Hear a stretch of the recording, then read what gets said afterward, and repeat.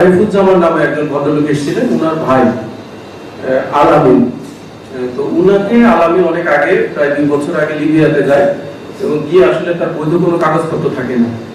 তো না থাকার কারণে যেটা আমাদের কাছে অভিযোগ আসে, তার ভাই আরিফুজ্জামান এসে বলে যে তার ভাইকে আটকিয়ে রেখে অজ্ঞাতনামা কিছু লোক 10 লক্ষ টাকা চাঁদা চাচ্ছে এবং এটা যদি না দেয় তাহলে ওইখানে তাকে ফিজিক্যালি টর্চার করে এবং তার শব্দটা ইমের মাধ্যমে এই বাড়িতে তাকে দেখায় একটা ব্ল্যাকমেল করার চেষ্টা করে।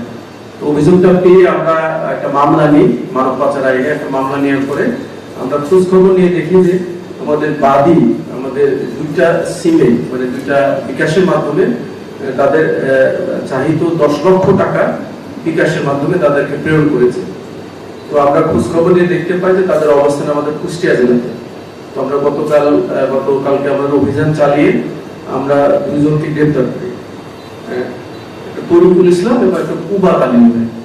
তো এরা যেটা করে, এদের সাথে এই যারা লিবিয়াতে যে ঘটনা ঘটায় তাদের একটা যোগসাজশ থাকে। ওখান থেকে তারা বলে দেয় যে টাকাটা দিতে হবে এর অ্যাকাউন্ট নাম্বারে বা এর বিকাশ নাম্বারে টাকাটা দিতে হবে। ঠিক সেভাবে আমাদের লোহাগড়ার যে বাদী ছিলেন তারা পর্যায়ক্রমে 10 লক্ষ টাকা দিয়েছিলেন। তো আমরা তাদের আইডেন্টিফাই করে তরিকুল ইসলাম এবং কুবাত আলীকে গ্রেফতার করি এবং গ্রেফতার করার সময় তাদের কাছ থেকে 400 অনিবন্ধিত সিম, মানে বেনামে সিম দখল করি এবং আমরা জব্দ করি এবং একই সাথে 8টা মোবাইল ফোন জব্দ করি তাদের কাছ থেকে।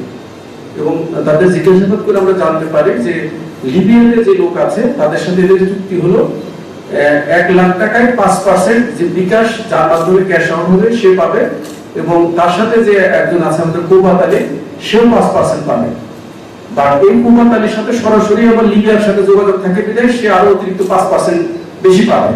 তো তারা আমাদের কাছে স্বীকার করেছে এবং আমরা বাকি যে আসামিগুলো আছে আমরা ধরার চেষ্টা করে যাচ্ছি এবং আমরা সন্ধান পেয়েছি যে ওদের একটা গ্রুপ দেশে এসেছে, বাট এখন আমরা তাদের ট্রেস করতে পারি, বাট আমরা তাদের গ্রেফতার করার জন্য আমরা চেষ্টা করেছি। এবং সুসংবাদ হলো যে আমরা যখন ধরার পরে আসলে আমাদের যে আটকিয়েছিল আমাদের লিবিয়াতে প্রবাসী, সে ছাড়া পায়, আর তার যেহেতু বৈধ কাগজপত্র না থাকার কারণে লিবিয়ার লোকাল পুলিশ তাকে হেফাজতে নেয় এবং সেই লোকাল পুলিশের হেফাজতে আছে।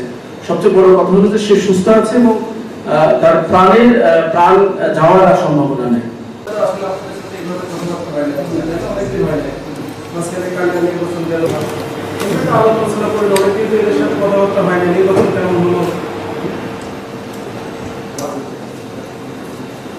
আসলে আমাদের তো চেষ্টা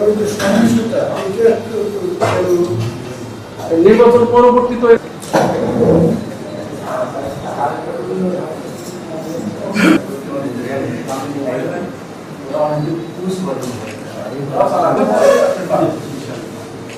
সময় লাগবে।